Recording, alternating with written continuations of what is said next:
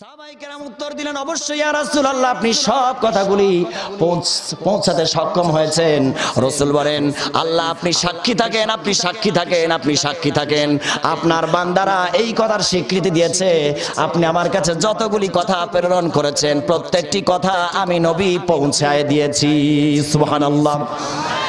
কোন আলেম যদি নবীজের উত্তরসূরি হিসেবে দাবি করতে হয়, ভালো করে স্মরণ রাখতে হবে, এইভাবে প্রত্যেকটি কথাকে সমাজের বুকে পৌঁছিয়ে দেওয়ার দায়িত্ব তার নিজ স্কন্ধে নিতে হবে। কথা বলেন ঠিক কিনা?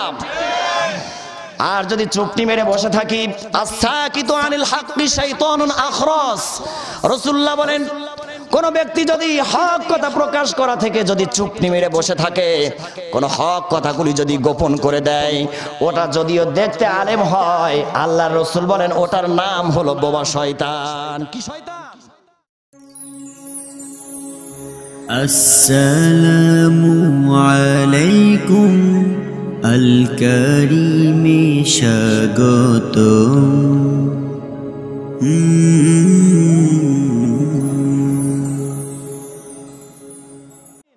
আমার ভাইরা, আল্লাহ পাক কোরআনে কারীমের মধ্যে তিন শ্রেণীর মানুষের নাম উল্লেখ করেছেন। এই তিনটা কথার মধ্যে সবাই শামিল হয়ে গিয়েছে। এক শ্রেণীর মানুষ হচ্ছে মুনাফিক, আরেক শ্রেণীর মানুষ হচ্ছে মুমিন, আরেক শ্রেণীর মানুষ হচ্ছে কাফের। এই তিনটা শব্দের মধ্যে দেখেন তো পৃথিবীর সমগ্র মানব গোষ্ঠী শামিল হয়ে গিয়েছে কিনা? যাই নাই? সবাই শামিল হয়ে গিয়েছে। এখন কথা হচ্ছে, আমি তো মুসলমান, মুনাফিক চিনব কি করে আর কাফের চিনব কি করে? কারণ এগুলি যদি না চিনি তাহলে সমস্যায় পড়ার সম্ভাবনা আছে না নাই? চেনা লাগবে না আমার? শত্রুর সম্পর্কে কিছু ধারণা রাখা, এটা কি চালাক মানুষের কাজ না বোকা মানুষের কাজ? মুসলমান কি চালাক হবে না বোকা হবে? কাফেরদের বৈশিষ্ট্যটা কি? সূরা হামিম সাজদার মধ্যে আল্লাহ রাব্বুল আলামিন ঘোষণা করেন, ওয়া ক্বালাল্লাযীনা কাফারু লা তাসমাউ লিহাদাল কুরআনি ওয়ালগাউ ফীহি লাআল্লাকুম তাগলিবুন। সূরা হামিম সাজদার 26 নম্বর আয়াতের মধ্যে আল্লাহ রাব্বুল আলামিন কাফেরদের একটি বৈশিষ্ট্য তুলে ধরেছেন। পৃথিবীতে যারা কাফের হবে এদের একটি বৈশিষ্ট্য হলো কোরআনের আওয়াজ যেখানে হবে সেই আওয়াজ হতে তারা বাধা প্রদান করবে, মানুষকে সেখানে যেতে নিষেধ করবে। কোরআনের আওয়াজ শোনা যাবে না। আবু জেহেল ছিল, আবু লাহাব ছিল, তাদের উত্তরসূরি কিয়ামতের আগ পর্যন্ত পৃথিবীতে থাকবে কিনা মুসলমান? সেই আবহমান কাল থেকে শুরু করে আজ পর্যন্ত আবু জেহেলের গোষ্ঠীরা মুহাম্মদ সাল্লাল্লাহু আলাইহি সাল্লামের চেরাগকে, ইসলামের আলোকে, ইসলামের বাতিকে নিষ্প্রভ করে দেওয়ার জন্য ষড়যন্ত্র চালিয়ে যাচ্ছে। এখনো ষড়যন্ত্র চালানো বন্ধ করে নাই। এই ষড়যন্ত্র চলবে কিয়ামতের আগ পর্যন্ত।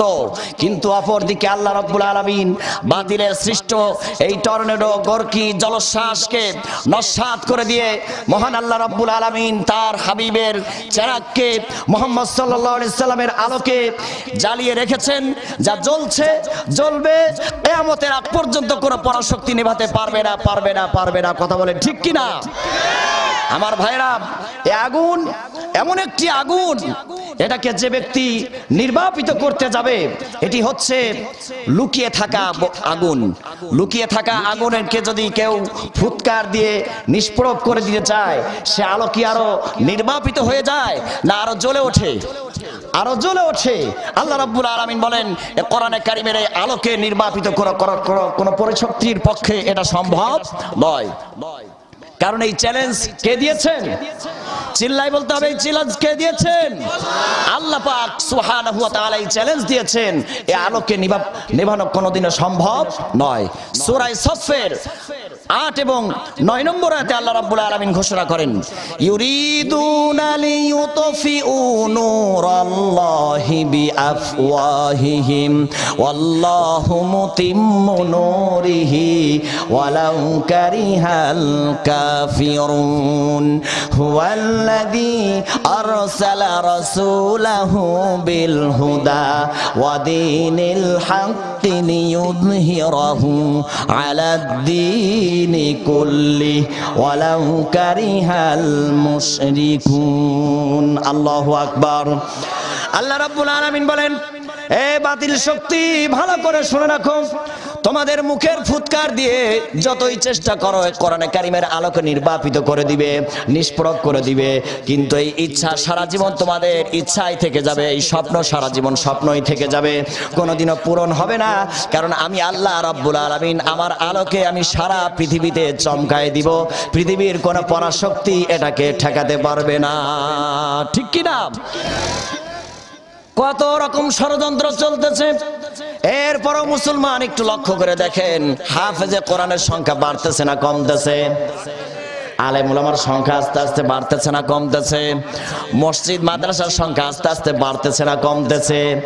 এত চেষ্টা করার পরেও, এত ষড়যন্ত্র করার পরেও আল্লাহ রাব্বুল আলামিন কারিশমা দেখাই দিচ্ছেন, যতই চেষ্টা করো এই মসজিদ, এই মাদ্রাসা, এই কোরআনের হাফেজ আলেমদেরকে দমানো সম্ভব নয়। ঠিক কি না?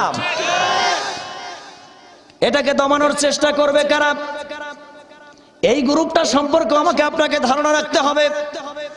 একটা কথা মনে রাখতে হবে, ডাইরেক্ট কাফের বেঈমান মুশরিক যারা থাকে তারা মুসলমানদেরকে নিজস্ব শক্তি বলে মুসলমানদেরকে ক্ষতি করতে পারে না সহজে। কুড়াল চেনেন না আপনারা? কুড়াল, এই কুড়াল যে বাঁশ কাটে সে কি নিজস্ব শক্তিতে কাটে না আর একটা জাতি ভাইয়ের সহযোগিতা নিয়ে কাটে? আরেকজনের সহযোগিতা, তারই জাতি ভাই যাকে কাটবে তারই জাতি ভাই বাঁশকে আর একটা ওর মধ্যে ঢুকায় নিয়ে তারপরে কাটে। কুড়ালের সাধ্য নাই নিজস্ব শক্তি বলে বাঁশকে কর্তন করে দিবে। এই কথা মনে রাখতে হবে। মুসলমানকে কোনোদিন কাফের বেঈমান মুশরিক নিজস্ব শক্তি বলে ধ্বংস করতে পারে না ততক্ষণ পর্যন্ত, সেখানে যতক্ষণ পর্যন্ত মুসলিম নামধারী মুনাফিক না প্রবেশ করে। ঠিক কি না? এই জন্য মুনাফিক থেকে সাবধান। মুনাফিক চিনবেন কি করে? আল্লাহ রাব্বুল আলামিন সব কিছুর সিম্পটম দিয়ে দিয়েছেন কোরআনে কারীমে।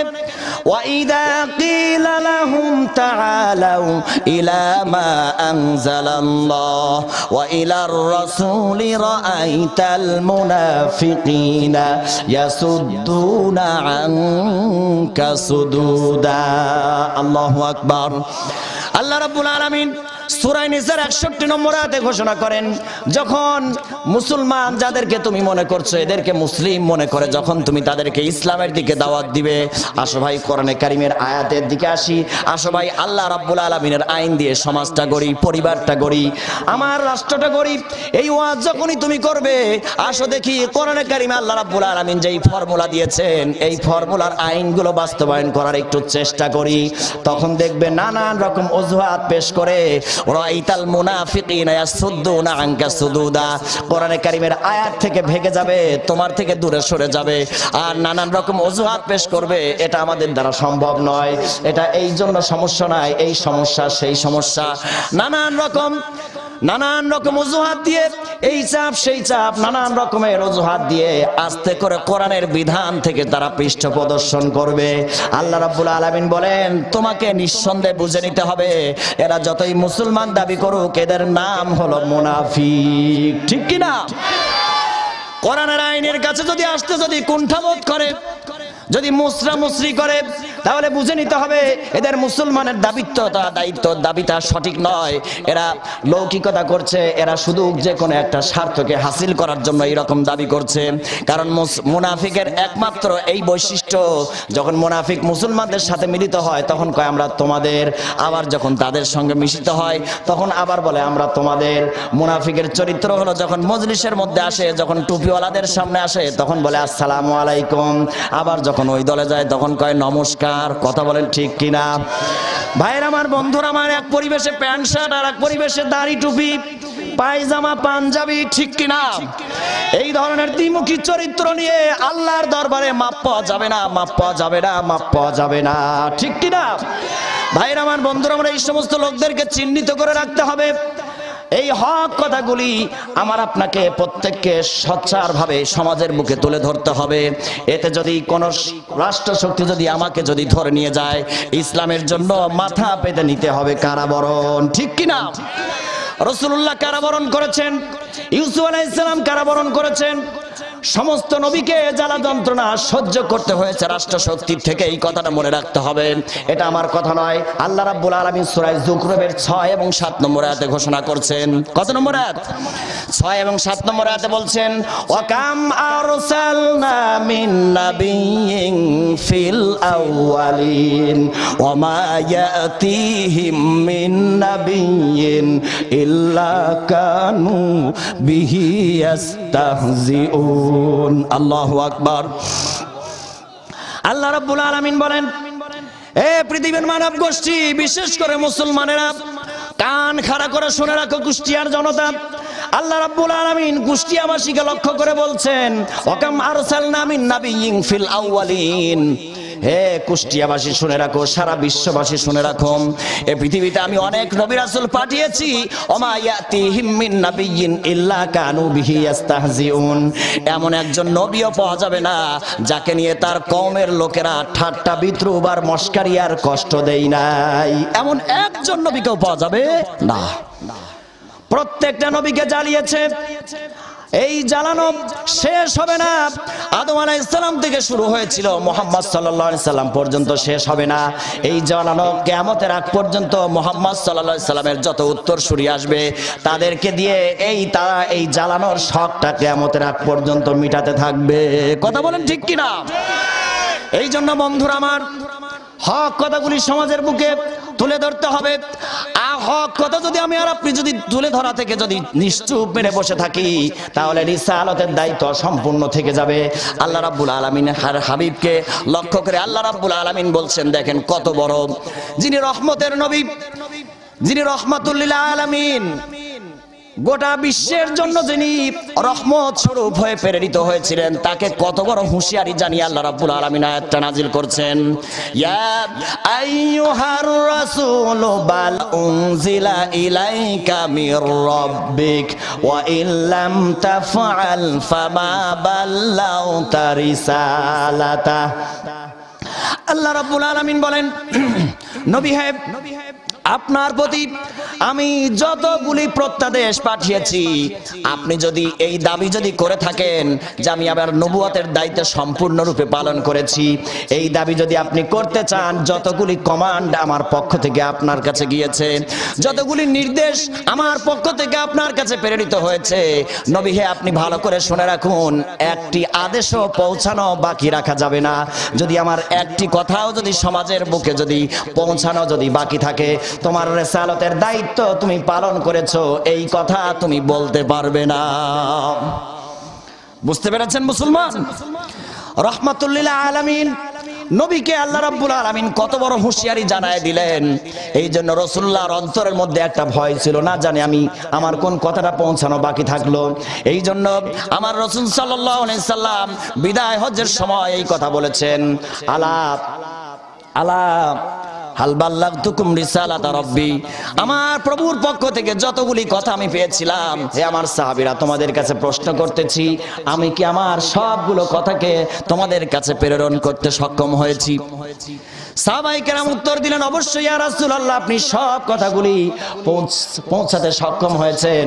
রাসূল বলেন, আল্লাহ আপনি সাক্ষী থাকেন, আপনি সাক্ষী থাকেন, আপনি সাক্ষী থাকেন, আপনার বান্দারা এই কথার স্বীকৃতি দিয়েছে, আপনি আমার কাছে যতগুলি কথা প্রেরণ করেছেন প্রত্যেকটি কথা আমি নবী পৌঁছায় দিয়েছি। সুবহানাল্লাহ। কোন আলেম যদি নবীজের উত্তরসূরি হিসেবে দাবি করতে হয়, ভালো করে স্মরণ রাখতে হবে, এইভাবে প্রত্যেকটি কথাকে সমাজের বুকে পৌঁছিয়ে দেওয়ার দায়িত্ব তার নিজ স্কন্ধে নিতে হবে। কথা বলেন ঠিক কিনা? আর যদি চুপটি মেরে বসে থাকি, আসাকিতু আনিল হাক্কি শাইতানুন আখরাস। রাসূলুল্লাহ বলেন, কোন ব্যক্তি যদি হক কথা প্রকাশ করা থেকে যদি চুপটি মেরে বসে থাকে, কোন হক কথাগুলি যদি গোপন করে দেয়, ওটা যদিও দেখতে আলেম হয়, আল্লাহর রাসূল বলেন ওটার নাম হলো বোবা শয়তান। কি শয়তান? ওটার নাম কি? শয়তান। জোরে বলতে হবে, কি শয়তান? বোবা শয়তান। এই বোবা শয়তানটা এই জন্যই জোরে বলতে হবে, যাতে করে সে বুঝতে পারে যে এই বোবা শয়তানের ভোল্টেজ যত হবে তার গায়েও সেই রকম করে লাগবে। ঠিক কিনা? বোবা শয়তান হয়ে আল্লাহর কাছে মাপ পাওয়া যাবে? যাবে না। আমার ভাইরা, এই মুনাফিকই যদি থাকে তাহলে তার পরিণতি কিন্তু কাফেরদের থেকে আরো নিকৃষ্ট হবে। ইন্নাল মুনাফিকিনা ফি দারকিল আসফালি মিনান নার। আল্লাহ রাব্বুল আলামিন বলেন মুনাফিকদের স্থান হবে সব থেকে নিম্ন স্তরের জাহান্নামে। এটা কেন হবে? কারণটা কি? এর কারণ হচ্ছে আমাকে আপনাকে মনে রাখতে হবে যে গোটা বিশ্বে পারিবারিক জীবন থেকে শুরু করে ব্যক্তিগত জীবন থেকে শুরু করে আন্তর্জাতিক জীবন পর্যন্ত যত ধরনের ষড়যন্ত্র চলতেছে, আল্লাহর কসম করে বলতেছি, ইহুদি নাসারা খ্রিস্টান হিন্দু বৌদ্ধ কাফের বেঈমান ইসলামকে নিয়ে যত ধরনের ষড়যন্ত্র চালাচ্ছে তার থেকেও মারাত্মক ধরনের ষড়যন্ত্র চালিয়ে যাচ্ছে এই কতিপয় মুসলিম নামধারী মুনাফিকরা। কথা বলেন ঠিক কিনা? সুতরাং হক কথা চলবে কি চলবে না? আস্তে বলেন কেন, জোরে বলেন, চলবে কি চলবে না? এই হক কথা বলতে গিয়ে বাতিল শক্তিকে জানিয়ে দিতে চাই, কোরআনের কথা বলার কারণে, ইসলামের কথা বলার কারণে, নবীর তরিকায় চলার কারণে, নবীজির হাদিস বর্ণনা করার কারণে যদি শুধু জেল জুলুম নির্যাতন নয়, ফাঁসির মঞ্চে যদি উঠতে হয় মুসলমান, হাসি মুখে ফাঁসির দড়ি গলায় দিতে রাজি আছি, শাহাদাত বরণ করতে রাজি আছি, এরপরও বাতিলের কাছে মাথা নত করতে রাজি নাই। কথা বলেন ঠিক কিনা? মুসলমান এত সহজ জিনিস নয়। আল্লাহ রাব্বুল আলামিনের হাবিবদের হাজার বছর আগে জানিয়ে দিয়েছেন এই মুসলমান এত বড় সহজ জিনিস নয়। মুসলমান এটা দেখতে খুব সহজ জিনিস, এটার ফল খুব মিষ্ট, কিন্তু এটা খুব তিক্ত। ফলটা খুব মিষ্ট লাগবে কিন্তু এটা পালন করতে খুবই তিক্ত লাগবে। এটা গলতকরণ করতে একটু কষ্ট হবে। যদিও গলতকরণ করার পরে আমাকে আপনাকে আল্লাহ রাব্বুল আলামিন এই 10 দুনিয়ার সমান আমাকে আপনাকে জান্নাত দিবেন। ফি সাবিলিল্লাহ দিবেন, ফি সাবিলিল্লাহ দিবেন। কথা বলেন, ফি সাবিলিল্লাহর কোনো মূল্য হয় না। কথা বুঝেন নাই? ফি সাবিলিল্লাহ জিনিস, ফ্রি জিনিসের কোনো মূল্য নেই, সেটার মূল্যায়ন হয় না। আপনি একজনকে একটা জিনিস সেধে দিবেন, দেখবেন যে তেমন কিছু মূল্যায়ন হচ্ছে না। আর যদি সে অভাবে পড়ে আসে তারপরে যদি আপনি দেন, দেখবেন অনেকটা মূল্য হবে। আপনি একজনকে 500 টাকা ফি সাবিলিল্লাহ দিয়ে দিবেন, সেই টাকা খরচ করতে তেমন কোনো কষ্ট লাগবে না। আর যদি মাথার ঘাম পায়ে ফেলে 500 টাকা অর্জন করে, সেই টাকা তার খরচ করতে একটু হিসাব নিকাশ করা লাগবে। মুসলমান ঠিক কিনা? আমার ভাইয়েরা, কষ্ট করে জান্নাত অর্জন করতে হবে। দুনিয়ার বুকে দুনিয়ার যে সমস্ত ডিগ্রিগুলো অর্জন করে মানুষ, এগুলি কি সহজে হয়? মূর্খ জিনিস সহজে হওয়া যায়। যদি আপনি মনে করেন আমি শিক্ষিত হব, তাহলে আপনাকে স্কুলে ভর্তি হওয়া লাগবে কি লাগবে না? কখনো স্যারের পিটুনি খাওয়া লাগবে কি লাগবে না? কখনো শাসন, কখনো বকুনি, কখনো চোখ রাঙানি, কত কিছু দেখতে হবে, কত পরীক্ষা দিতে হবে। তারপরে 10টি বছর পরে আপনি এসএসসি পাস করবেন, আরো 2টা বছর পরে ইন্টারমিডিয়েট পাস করবেন, আরো 4টি বছর পরে অনার্স মাস্টার্স সবকিছু কমপ্লিট করবেন। এরপরে আরো অনেক গবেষণা করার পরে আপনি ডক্টরেট ডিগ্রি অর্জন করবেন। এগুলি কি কষ্টের দ্বারা হয়? কত রাত জাগতে হয়, কত পরিশ্রম করতে হয়, তারপরে আমি আর আপনি একজন শিক্ষিত মানুষ। ঠিক কি না?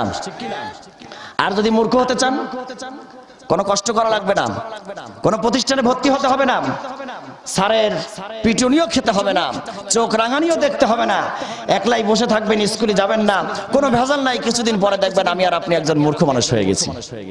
ঠিক কি না? মূর্খ হওয়ার জন্য কোনো পেরেশানি লাগে, কোনো কষ্ট মুজাহাদা লাগে? লাগে না। জান্নাত অর্জন করা সহজ নয়। মাথার মধ্যে এই চিন্তাটা দূর করে দেন। জান্নাত অর্জন করা এত সহজ জিনিস নয় যে চাইলাম আর পেয়ে গেলাম। এটার জন্য কষ্ট করা লাগবে কি লাগবে না? দুনিয়ার এই সামান্যতম সুখ শান্তি অর্জন করার জন্য একটি মানুষ কত কষ্ট করে। তার 60 বছরের জিন্দেগিতে 40-50টা বছর কষ্ট করার পরে 10টা বছর সুখ করতে পারে কি পারে না, সম্ভাবনা থাকে। অধিকাংশ ক্ষেত্রে আমরা যেটা দেখতে পাই, যিনি বাগানটা যিনি সাজান, তার ভোগ করার সুযোগ বেশি হয় না কম হয়? তার ভোগ করার সুযোগ হতেই চায় না। এই অল্প দিনের সুখ সমৃদ্ধি ভোগ করার জন্য যদি আপনাকে যদি 60-65 বছরের দিবারাত্র পরিশ্রম করা লাগে, মাথার ঘাম পায়ে ফেলানো লাগে, আর আপনি 10 দুনিয়ার সমান জান্নাত পেয়ে যাবেন, সেটা চান ফি সাবিলিল্লাহ? এত সস্তা, এত সস্তা নয়। ए शहादत गाहे उल्फत में कदम रखना, ए शहादत गाहे उल्फत में कदम रखना लोग समझते हैं मुसलमान हो आशा है। কবি কি সুন্দর করে বলেন, সাধারণ মানুষ মনে করে মুসলমান হওয়া খুব সহজ জিনিস, মুসলমান হওয়া খুব আরামের জিনিস, খুব সুখের জিনিস, খুব শান্তির জিনিস। কবি বলেন না না না বেটা, মুসলমান এত সহজ জিনিস নয়। মুসলমান হওয়ার অর্থই হলো শাহাদাতের ঈদগাহে শামিল হয়ে যাওয়া। মুসলমান হওয়ার অর্থ হচ্ছে শাহাদাতের ঈদগাহে শামিল হয়ে যাওয়া। রাসূল বলেন কোন ব্যক্তির অন্তরের মধ্যে যদি শাহাদাতের তামান্না যদি না থাকে, প্রত্যেকটা মুসলমানের মধ্যে শাহাদাতের তামান্না থাকতে হবে। রাসূল বলেন কোন অন্তরে যদি শাহাদাতের তামান্না যদি না থাকে, আকাঙ্ক্ষা যদি না থাকে, ওর মৃত্যু হবে মুনাফিকি মৃত্যু। নাউজুবিল্লাহ। ঈমানকে তাজা করতে হবে। এই দুনিয়ায় আমরা বেঁচে থাকতে আসি নাই, আল্লাহর দ্বীনকে প্রতিষ্ঠিত করার জন্য যা কিছু করতে বলেছেন সব কিছু করার জন্য প্রস্তুত থাকতে হবে। তাতে যদি আমার শির চলে যায়, শির চলে যাবে। তাতে যদি আমার মস্তক চলে যায়, সব কিছু চলে যাবে। আমার হাতটা যদি ডিসকানেক্ট হয়ে যায়, হয়ে যাবে। আমার পাটা যদি ছিঁড়ে ফেলা হয়, ছিঁড়ে যাবে। সব কিছু মেনে নিতে হবে। এরপরও আল্লাহ রাব্বুল আলামিনের বিধান থেকে সরে পড়া যাবে না। সাহাবায়ে কেরামের দিকে তাকিয়ে দেখেন কি কষ্ট করেছে। আমরা তো কেউ যদি নামাজ পড়ে তাকে তো ভালো বলি, তাকে তো সুন্দর ছেলে বলে বাহবা দেই, ছেলেটা ভদ্র, নামাজ পড়ে 5 ওয়াক্ত, বলে কি বলি না? এখন আমাদের মধ্যে মাশাআল্লাহ এই ধরনের পরিবেশ আছে না নাই? তাকে সবাই ভালো বলি। আমাদের জন্য কত সহজ আল্লাহর দ্বীনকে মান্য করা। বাংলাদেশের পরিবেশটা এখনো এমন আছে, নামাজ পড়লে আমার মনে হয় না কেউ বাধা দেয়। বাধা দেয়? কেউ বাধা দেয় না। আমাদের প্রধানমন্ত্রীরা নামাজ পড়েন, কোরআন তেলাওয়াত করেন, সব কিছু করেন, বাধা দেওয়ার তো কোনো প্রশ্নই আসে না। এত সুন্দর পরিবেশ এখনো আছে ভাইরা আমার, বন্ধুরা আমার। এইরকম একটি সুন্দর মনোরম পরিবেশে যদি আমি আর আপনি যদি নামাজ না পড়তে পারি, আমার মনে হয় এর থেকে হতভাগা আর কিছু হতে পারে না। তদানীন্তন সময়ের কথা বলতেছিলাম, সাহাবায়ে কেরামের যুগে ঈমান আনাটা কত বড় কঠিন ছিল, নামাজ পড়াটা কত বড় কঠিন ছিল। স্বয়ং রাসূল কারীম সাল্লাল্লাহু আলাইহি ওয়াসাল্লাম যখন নামাজ পড়তে গিয়েছেন, উটের নাড়ি ভুঁড়ি নিয়ে রাসূলুল্লাহর মাথার উপর চাপিয়ে দেওয়া হয়েছে। আমার রাসূলুল্লাহর মাথার উপর চাপিয়ে দেওয়া হয়েছে উটের নাড়ি ভুঁড়ি। হযরতে বেলাল রাদিয়াল্লাহু তাআলা আনহুর বুকের উপর পাথর চাপা দিয়ে রেখেছে মুসলমান। এত কষ্ট সহ্য করতে হয়েছে। একজন ঈমান এনেছে এই কথা জানতে পেরে তার এক পায়ের সঙ্গে এক ঘোড়ার রশি বেঁধে দিয়েছে, আর একটা পায়ের সঙ্গে আর একটা ঘোড়ার রশি বেঁধে দিয়েছে। এরপরে উভয় ঘোড়াটাকে দাবড় দিয়ে দিয়েছে, দৌড়ায় দিয়ে দিয়েছে। সাবার 2 পা ছিঁড়ে মাঝখান থেকে দ্বিখণ্ডিত হয়ে শহীদ হয়ে গিয়েছে। ভাইরা আমার, বন্ধুরা আমার, জ্বলন্ত অঙ্গারের উপর চিৎ করে শোয়া দেওয়া হয়েছে। পিঠের মধ্যে গর্ত হয়ে গিয়েছে, পিঠের মধ্যে গর্ত হয়ে গিয়েছে। এত কষ্ট সহ্য করতে হয়েছে। আমার রাসূল কারীম সাল্লাল্লাহু আলাইহি সাল্লামকে উহুদের ময়দানে দান্দার মোবারক শহীদ করা লেগেছে। তায়েফের ময়দানে রক্ত ঝরাতে হয়েছে। যেই দিনের জন্য আল্লাহ রাসূলুল্লাহ সাল্লাল্লাহু আলাইহি সাল্লাম এত কষ্ট করলেন, আল্লাহ রাব্বুল আলামিনের হাবিব যেই নামাজ প্রতিষ্ঠা করার জন্য এত কষ্ট করলেন, এরপরে মুসলমান যদি নামাজ না পড়ে, আল্লাহ না করুন যদি কবর পথের যাত্রী যদি হয়ে যায়, আর এইভাবে যদি আমার মৃত্যুটা হয়ে যায়, কবর পথের যাত্রী যদি হয়ে যায়, আমার রাসূলের সামনে গিয়ে আমি কি জবাব দিব সেই দিন? दिन की सूरज डूब रही है हम लोगों के सामने, दिन की सूरज डूब रही है हम लोगों के सामने, रोज़ महशर क्या जवाब है, रोज़ महशर क्या जवाब है मुस्तफा के सामने। দিন আলো আমার আপনার সামনে নির্বাপিত হয়ে যাবে, আমার আপনার সামনে কোরআনের আলো নিষ্প্রভ হয়ে যাবে, নির্বাপিত হয়ে যাবে, আর আমি আর আপনি চেয়ে চেয়ে দেখব। কবি বলেন কিয়ামতের ময়দানে তুমি রাসূলুল্লাহর সামনে কি জবাবটা দিবে? তোমার একটু ভয় লাগে না?